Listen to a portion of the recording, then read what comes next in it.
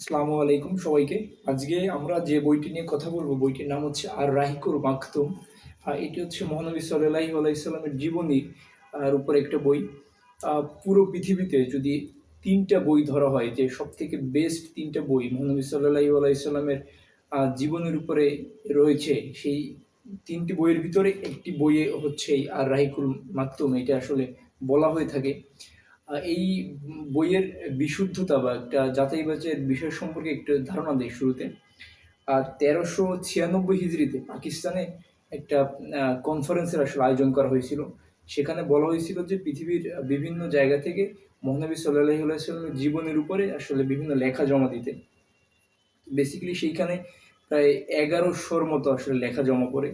সেই ১১০০ লেখার ভিতরে বা সেই সিরাত গ্রন্থের ভিতরে এই যে আর রাহিকুল মাকতুম যে বইটা বা সিরাত গ্রন্থটা, এটা আসলে প্রথম স্থান অধিকার করে।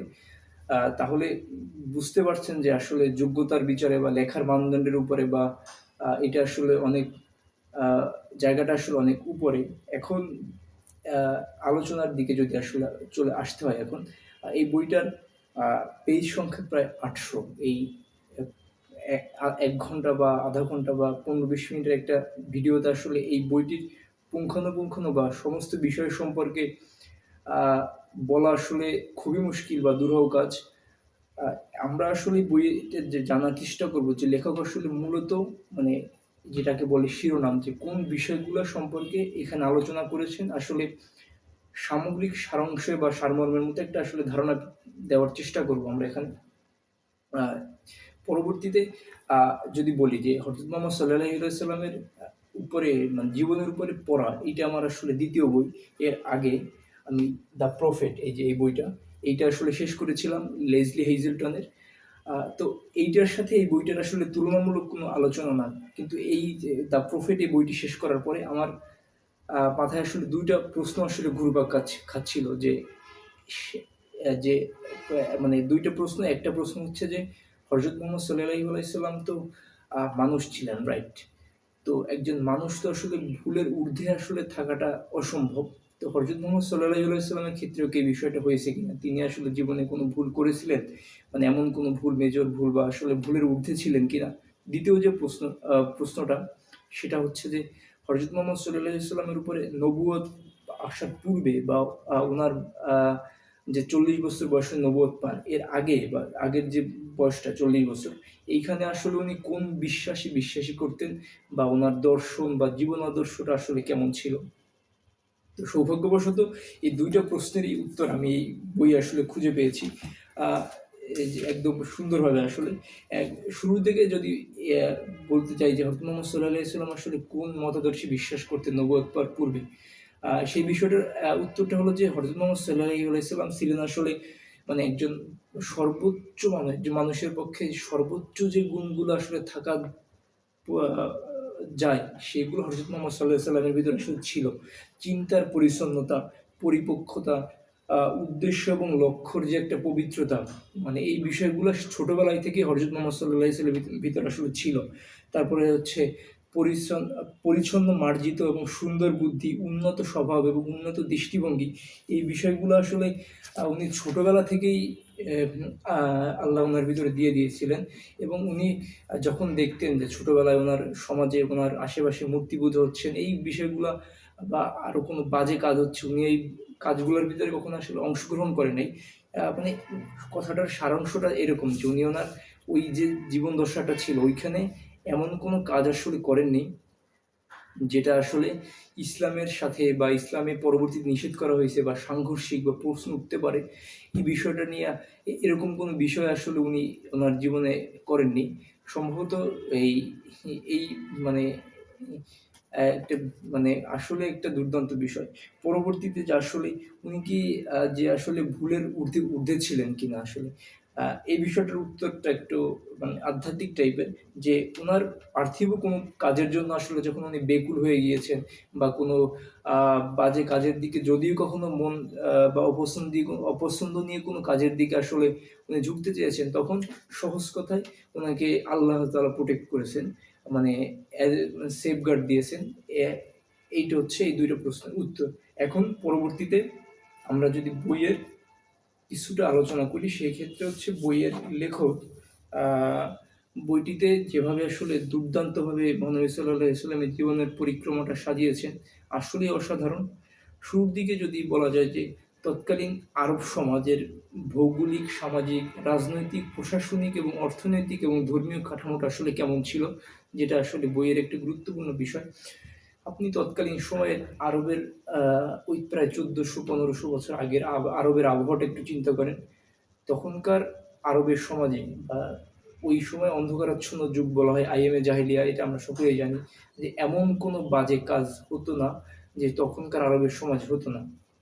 তখনকার সময় যে নারীদের উপরে নির্যাতন, নারীদের ভোগের বস্তু হিসেবে ব্যবহার করা, শুধুমাত্র পরবর্তীতে এদের শিকল গায়ে, পায়ে মানে শিকল দিয়ে বাজারে এনে বিক্রি করার মতো এরকম নানা ধরনের কাজ চলতো। এমনকি তাদের ধর্মীয় বিশ্বাসের জায়গাটা যদি বলা যায়, তারা মূর্তি পুজো করত। সেইখান থেকে তারা সেই মূর্তিকে উদ্দেশ্য করে হজ করত, তাদেরকে সিজদা করত, তাদের ব্যবসায়িক বিভিন্ন কর্মকাণ্ড, নিম্ন শ্রেণীর উপর শোষণ, এই বিষয়গুলো আসলে তখনও ছিল, যেটা এখনো আসলে বিদ্যমান আমাদের সমাজে। আহ, পরবর্তীতে যদি বলা হয় যে রাসূল সাল্লাল্লাহু আলাইহি সাল্লামের বংশ পরিক্রমা, বিবাহ, ওনার সন্তান সন্ততি, এই ঘটনাগুলোর আসলে বিশদ আলোচনা লেখক এই বই করেছেন। পরবর্তীতে যে নবুয়তের লাভের পূর্ববর্তী এবং পরবর্তী জীবনের যে বিষয়বস্তুগুলো, এটা আসলে লেখক খুব দুর্দান্তভাবে আলোচনা করেছেন এবং এটা কিন্তু আসলে খুব একটা গুরুত্বপূর্ণ জিনিস। দেখেন, হযরত মুহাম্মদ সাল্লাল্লাহু আলাইহি ওয়াসাল্লাম ৪০ বছরের বয়সে নবুয়ত পান এবং ৪০ বছর যে নবুয়ত পান, এটার পূর্ববর্তী যে ৪০ বছর, এইখানে উনি ওনার এমন সব অভিজ্ঞতার সম্মুখীন হয়েছেন, যেটা পরবর্তীতে যে বাকি ২৩ বছর উনি বেঁচে ছিলেন, সেই ২৩ বছরে যে সমস্যাগুলো ওনার জীবনে আসতে পারতেন, সেই সমস্যাগুলোর সাথে তিনি ওই সময়ে খাপ খেয়ে গিয়েছিলেন। বিষয়টা আসলে এইরকম। পরবর্তীতে আ সাহাবীদের দৃষ্টিভঙ্গি থেকে মানে মহানবী সাল্লাল্লাহু আলাইহি ওয়াসাল্লাম আসলে কেমন ছিলেন?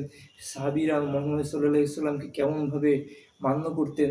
আ মহানবী সাল্লাল্লাহু আলাইহি ওয়াসাল্লামের উপর নির্ভরশীলতা কেমন ছিল? এই বিষয়গুলাও এই বইয়ের বিষয়বস্তু, একটা দুর্দান্ত বিষয়বস্তু। পরবর্তীতে যখন আসলে ইসলামের প্রচার প্রসার আসলে একটু বৃহৎভাবে শুরু হলো। দেখেন, ইসলামের মূল মানে প্রচারের কাজটা শুরু হয় তার নিকটাত্মীয়, তারপরে তার বংশ, তার আ এই আশেপাশের এলাকা থেকে। দেখেন, কুরাইশদের উপরে যে বিষয়টা করা হয়, কুরাইশরা কিন্তু আসলে নাস্তিক ছিল না। ওরা কিন্তু আসলে মুশরিক ছিল। তারা খোদায় বিশ্বাস করত, কিন্তু খোদায় বিশ্বাস করার কারণ হচ্ছে বহু খোদায় বিশ্বাস করত। এখন হযরত মুহাম্মদ সাল্লাল্লাহু আলাইহি ওয়াসাল্লামের যে কাজটা, যে বহু খোদার বিশ্বাস থেকে ওদের বের করে নিয়ে এসে এক খোদার বিশ্বাসের জায়গায় স্থাপন করা। এইটা এই বইয়ে লেখক অসাধারণভাবে বলেছেন। পরবর্তীতে মহানবী সাল্লাল্লাহু আলাইহি ওয়াসাল্লাম মিরাজের সময়কার ঘটনা, হিজরতের ঘটনা এবং মাদানী জীবন, মানে মক্কা থেকে হিজরত করে মদিনায় এসেছেন। এই বিষয়গুলা কেন হিজরত করতে বলেছেন আল্লাহ, বা এর বিষয়ের পরিপ্রেক্ষিটা, পরবর্তীতে মদিনায় এসে ওনার স্ট্রাগল বা ওনার জীবন পরিক্রমাটা আসলে কেমন ছিল। পরবর্তীতে যদি বলি যে মহানবী সাল্লাল্লাহু আলাইহি ওয়াসাল্লামের এই ৬৩ বছরের জীবন পরিক্রমায় উনি অনেক যুদ্ধের আসলে সম্মুখীন হয়েছেন। সেখানে যুদ্ধ-বিগ্রহ, দূরদর্শিতা, নেতৃত্ব দিয়ে কিভাবে বিজয় অর্জনের পরে যারা আসলে হেরে গিয়েছেন তাদের উপরে কেমন আচার-ব্যবহার, তাদের প্রতি কি আচরণ করা হবে, এই বিষয়বস্তুগুলো একজন মানুষ আসলে কতটা সুউচ্চ লেভেলের হতে পারে, এই বিষয়গুলো আসলে এখানে আ খুব সুন্দরভাবে গোছানোভাবে বলেছেন। পরবর্তী সময়ে যখন আসলে রাষ্ট্র প্রতিষ্ঠার কাজটা আসে, সকল প্রকার ধর্মীয় কাজবাজ শেষ, ইসলামী প্রচার প্রসারণা শেষ, ইসলামের গুরুত্ব সম্পর্কে মানুষকে বোঝানো শেষ, এবং রাষ্ট্র প্রতিষ্ঠার কাজে বৈদেশিক মানে পররাষ্ট্রনীতি কী হবে একটা দেশের সাথে আরেকটা দেশের, একটা দেশের পাশের দেশের সাথে, রাজাদের সাথে আসলে যোগাযোগ স্থাপন করা, তাদের সাথে চিঠি আদান-প্রদান করা, সামাজিক অবস্থা নিয়ে কথা বলা, রাজনৈতিক, অর্থনৈতিক, এই বিষয়গুলা আসলে খুবই সুন্দরভাবে বলা হয়েছে এখানে। পরবর্তীতে একদম সর্বশেষ যে বিষয়টা, সেটা হচ্ছে একটা বৈপ্লবিক পরিবর্তন।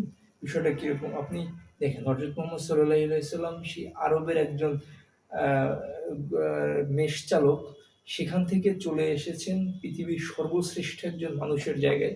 এই যে বৈপ্লবিক একটা পরিবর্তন, নিজের পুরো পৃথিবীর একটা যে মতাদর্শ, জীবনাদর্শ, দর্শন উনি রেখে গিয়েছেন, যে ধর্ম, যে বিশ্বাসকে কেন্দ্র করে আমরা এখনো আসলে বাঁচি।